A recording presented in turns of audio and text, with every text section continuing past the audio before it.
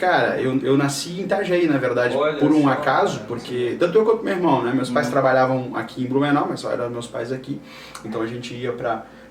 aquela coisa, antigamente era mais difícil, né? A mãe ficar sozinha e coisa e tal, então a gente acabou nascendo lá, mas praticamente não conheço muito bem a cidade de Itajaí.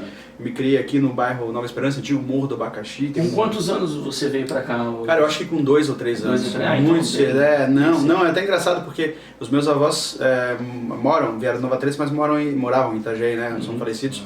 E é até engraçado quando eu passava as férias lá, imagina, eu tenho toda a origem daqui da nossa cidade, mais fechado e coisa e tal. E eu ia pra Itajaí, cidade litorânea, né? E o pessoal conversava assim, às vezes, mas vocês nem se conhecem, por que vocês estão se falando? Porque aqui em Blumenau o pessoal é meio fechado, não se fala, né? No começo, demora pra ganhar confiança, né? E eu tenho esse jeito mais fechado também. Mais reservado. Mais reservado. Então, me criei lá, tenho um orgulho danado da minha comunidade, do meu bairro, enfim, complicado, não é fácil, né? A topografia de Blumenau favorece o esquecimento dessas comunidades que são jogadas para trás dos morros, né? Sim. E eu sou oriundo de uma comunidade dessa. Então, um cara que tinha tudo para dar errado, de certa forma, se não fosse realmente uma mãe muito firme, muito brava, que pegou pela orelha os filhos, e principalmente uma educação pública que, quer queira ou não é de qualidade, infelizmente na minha época não era de qualidade, mas que pelo menos me deu oportunidades de estudar, e eu tinha na minha cabeça desde moleque, né? Pô, eu tenho que ser diferente do meu entorno, né? Eu quero vencer na vida. Eu nunca imaginei que eu venceria na vida me tornando político, né? Eu queria me tornar, né? Eu fiz faculdade de economia primeiro, enfim, depois acabei fazendo matemática, me tornei professor e acabei gostando do negócio de ser professor, né? Porque via na oportunidade de ser professor, trabalhar com esses alunos, né? E eu estudei na escola básica Hermann Hahn, fiz o meu ensino fundamental inteiro lá no Morro. Fiz lá e depois o ensino médio eu fiz no Pedro II e aí eu fiz faculdade de economia na FURB. E olha a curiosidade, né? Meu primeiro lugar onde eu virei professor foi justamente na escola onde eu iniciei, né? No Hermann Hahn, então foi lá. E aí era legal. Professor de qual matéria? Matemática, e depois eu fui pro SEDUP, aí dando aulas de estatística, economia, tudo tem cálculos, área exata. E aí foi legal porque eu ia a pé com os alunos, era muito legal. Os alunos olhavam assim pra mim, mas tu é professor? Eu falei, sou professor. Mas tu mora aqui? Eu falei, moro, porque pra nós era uma realidade estranha. Os professores vinham de carro, vinham de ônibus, entravam na escola, dava sua aula, pegava e ia embora. Não vivenciam. Aliás, ainda hoje é uma crítica que eu faço, que infelizmente nós professores, a gente está, e não é nem por culpa dos professores, é por culpa do sistema de uma certa forma, a gente vai para a sala de aula, dá a matéria, vira as costas e vai embora, está ocupado e a gente não vivencia a comunidade. E aí quando as crianças começaram a me olhar, e era engraçado porque lá na minha comunidade eu conheço todo mundo, né? Porque os que são da minha idade cresceram comigo, os que são mais velhos me viram crescer, e os que são mais novos foram meus alunos depois, né? Então é muito legal, assim, a gente observa assim... E era um professor da galera mesmo. Não, ia a pé, voltava a pé, e, enfim, conversava com eles. É uma relação além da... Muito. E vou te dizer que isso foi... planejado não por mim, mas planejado pela diretora da escola. Eu nunca imaginei ser professor. Aí tinha uma professora de matemática que estava grávida, e ia ter licença maternidade. Olha só, essa história é muito legal, eu vejo como destino, às vezes trabalho, né? Nunca passou pela minha cabeça em ser professor. Estava treinando, estava me formando em economia, toda a minha preparação era para ir para o mercado financeiro, né? Para trabalhar no mercado financeiro. E aí uma diretora lá que conhecia da comunidade falou assim, mas a gente precisa... Uma professora, meu Deus, já estou um mês sem aula e ninguém queria dar aula lá no Morro. Porque quem não conhece, Morro do Abacaxi, né, Esperança, lá é violento. Então o cara para dar aula lá era a última, não tem lugar nenhum para dar. Na minha época, tanto que na minha época quando eu era aluno, eu tinha professores que às vezes não eram nem formados, porque ninguém queria dar aula lá no Morro, ninguém. Era um lugar que as pessoas ainda hoje, se tu for olhar, as pessoas ainda têm um certo preconceito na nossa comunidade. E aí não encontrava professor de jeito nenhum, e aí eu lembro que eu tinha, por algum motivo eu estava fora do mercado de trabalho, porque eu acho que meu pai tinha adoecido, e aí eu acabei ficando mais tempo cuidando dele, e aí tinha algumas horas, a diretora, traz os rapazes aí, são só, acho que eram 4 turmas, era apenas uma manhã, né, apenas durante o período da manhã, daí eu falei pro meu irmão, tem como eu pegar essas aulas aí, porque eu trabalho de manhã, cuido do pai à tarde e à noite, e tu fica de manhã pra mim. E deu certo, conciliou para as coisas do destino, foi, cara. E aí no ano seguinte era para vir um outro professor, não achavam, e a professora realmente aproveitou o fato de ter dado a luz, enfim, e acabou remanejando para uma escola mais próxima da sua casa.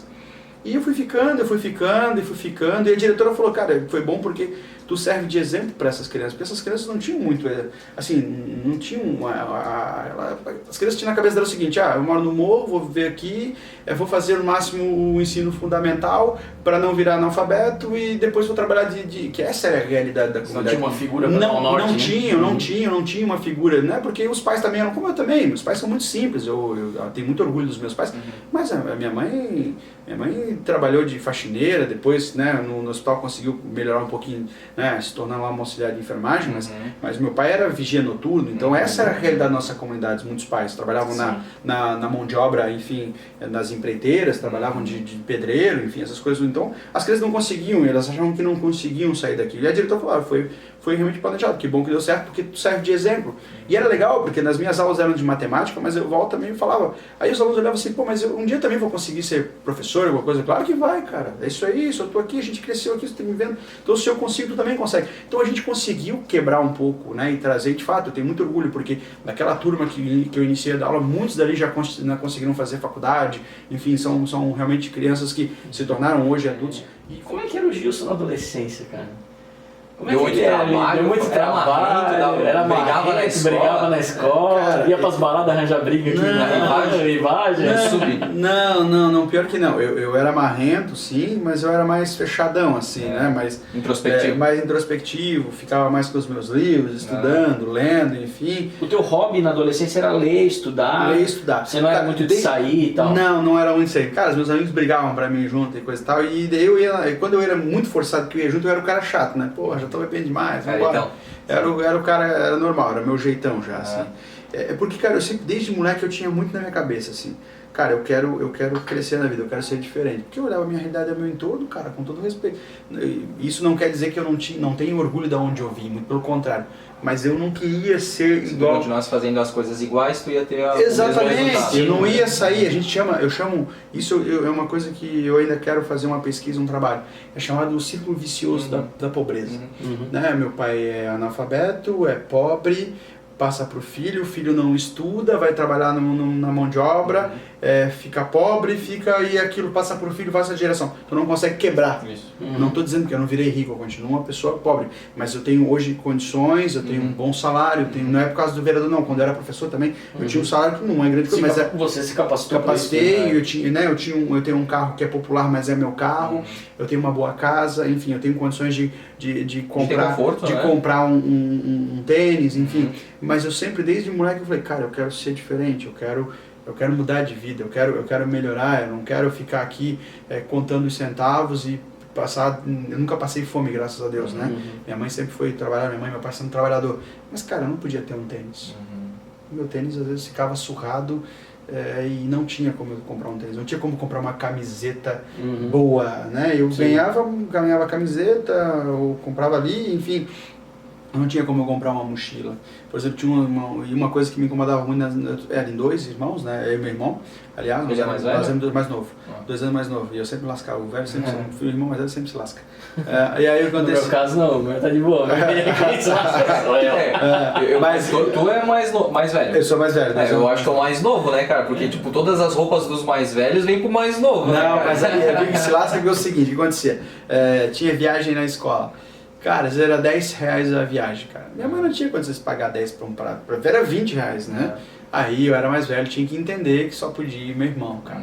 É complicado, cara, é isso que eu tô te dizendo. Então a gente não tinha o luxo, não tinha nada, e isso me incomodava, cara. Me incomodava porque, pô, eu queria ser diferente, né? Eu queria realmente melhorar de vida, eu queria realmente, no mínimo, né, ter instrução, né?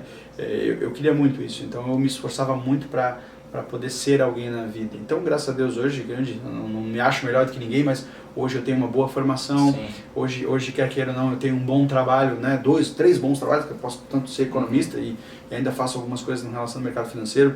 Eu sou professor e hoje eu estou vereador. No mercado financeiro? Cara, eu dei uma segurada agora, porque como eu não tive mais tempo de acompanhar o mercado, eu acabei levando umas fumadas aí, porque não adianta, tu precisa estar acompanhando. Então eu acabei cedo aqui. Então eu acabei me reservando um pouco, até tenho algumas reuniões pro ano que vem com alguns colegas que daí eles se dedicam a isso também. Então eu vou acabar colocando os meus investimentos na mão deles, né? Porque não adianta, se tu não, cara, eu não, sinceramente não tem que acompanhar, senão tu não consegue.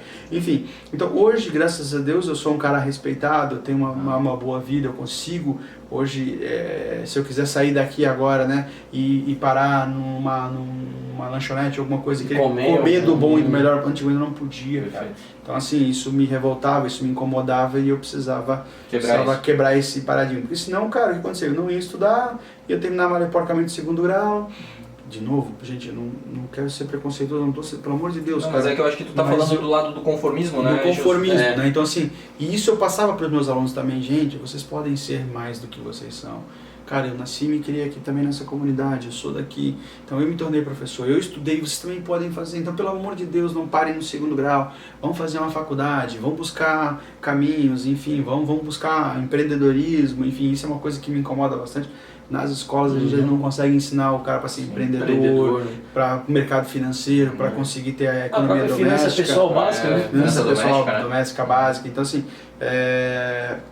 isso é uma coisa, eu sempre quis, Maurício, eu quis vencer na vida. Sim. E não que eu seja grande coisa, mas eu consegui, olhando o retrospecto, né, de alguns colegas que eu tenho, enfim, que eu tenho muito respeito, são meus amigos, eu consegui. Eles são os trabalhadores, são pessoas sérias, honestas, mas eles passam algumas dificuldades que eu não passo graças ao meu empenho, graças àquela vontade. E isso que eu quero, e eu quero mostrar isso para as pessoas, principalmente para os jovens, que, cara, se eles estudarem, por isso que eu tenho muito orgulho quando eu vejo um jovem empreendedor lá que montou uma barbearia, que montou um sushi, que montou um negócio, cara, eu faço questão de ir lá porque é um orgulho, eles não têm noção do orgulho que eu tenho de saber que eu sou professor dele, fui professor deles e esses caras estão montando um negócio, estão montando, né, ou estão bem na vida, ou estão fazendo lá, estão administrando uma empresa, cara, isso para mim é um orgulho danado. Quando